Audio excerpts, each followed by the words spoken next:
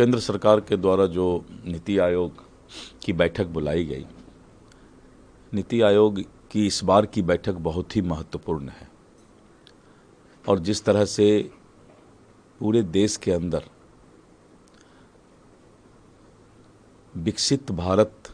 के सपना को पूरा करने के लिए लगातार प्रयास चल रहा है, तो नीति आयोग ने जो रोड मैप तैयार किया है और विशेष करके बिहार के विकास की चिंता जो केंद्र सरकार कर रही है उसके बारे में चर्चा हुई। और साथ साथ जो अभी आतंकवाद की घटना घटी और आतंकवाद के घटना के बाद जो पूरे देश की परिस्थिति है और राज्यों की उसमें क्या सहभागिता है, इन सब बातों पर भी विशेष करके चर्चा हुई। और आने वाले समय में भारत आर्थिक रूप से सुदृढ़ बने, मजबूत बने और आर्थिक ताकत बने,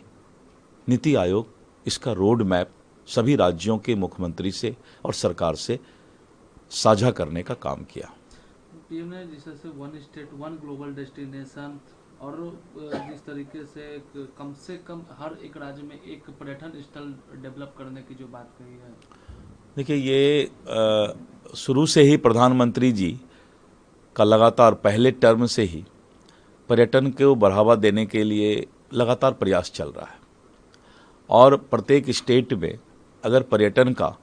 शेल्टर बनता है, पर्यटन के लिए लोग आकर्षित होते हैं, सैलानी आते हैं, तो उससे एक दूसरे के कल्चर को भी लोगों को जानने का मौका मिलता है और आर्थिक रूप से भी जो है उस प्रदेश को फ़ायदा होता है।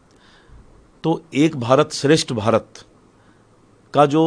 स्लोगन प्रधानमंत्री जी ने दिया है और पर्यटन भी उसी का एक हिस्सा होता है कि पूरा देश एक दूसरे को जानने का मौका भी मिलता है और प्रदेश के प्रगति में भी इसका फायदा होता है। भारत ने आधिकारिक तौर पर जापान को दुनिया की चौथी सबसे बड़ी अर्थव्यवस्था बनने के लिए वो पीछे छोड़ने के लिए किया। भारत, आपने देखा कि पिछले कुछ दिनों दुनिया की 5वीं आर्थिक शक्ति के रूप में उभर कर आया है और जिस तरह से अभी का लगातार प्रयास भारत का चल रहा है कि हम उस पादान को और भी नज़दीक से देखें, छुएं और निश्चित रूप से चौथा और तीसरा ताकत जो है भारत बने, इसका प्रयास रहेगा। ये आरजेडी है एक वीडियो ट्वीट किया है और उसमें कहा कि गैंग्स ऑफ घोटालेबाज पलटू राम जैसे वीडियो में दिखाया गया। देखिए, वीडियो जारी करने से कुछ भी नहीं होता है। वीडियो का हकीकत क्या है, क्योंकि जब तक आप कोई भी क्लिप जारी करते हैं, वीडियो जारी करते हैं, तो जनता इस बात को समझती है कि किस तरह से लालू जी का परिवार और लालू जी के शासन में चारा घोटाला, जमीन घोटाला और इस तरह करके बहुत सारे जो घोटाले हुए हैं, अभी देश की और बिहार की जनता उसको नहीं भूली है।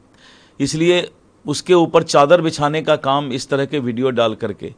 राष्ट्रीय जनता दल करने का काम करती है। अच्छा, ये तेज प्रताप ने एक उनका पोस्ट आया था जिसमें उन्होंने बताया था कि 12 साल से किसी के साथ रिलेशन पे, और फिर बाद में उन्होंने कहा, ट्वीट किया है कि उनका कोई हैक कर लिया। देखिए, वो तेज प्रताप जी का व्यक्तिगत मामला है और कानून के नज़र में वो कहाँ तक उचित है, ये सब चीज़ जो है या तो कानून के लोग बताएंगे या फिर उनका व्यक्तिगत जीवन है, इस पर किसी तरह की टीका टिप्पणी उचित नहीं है।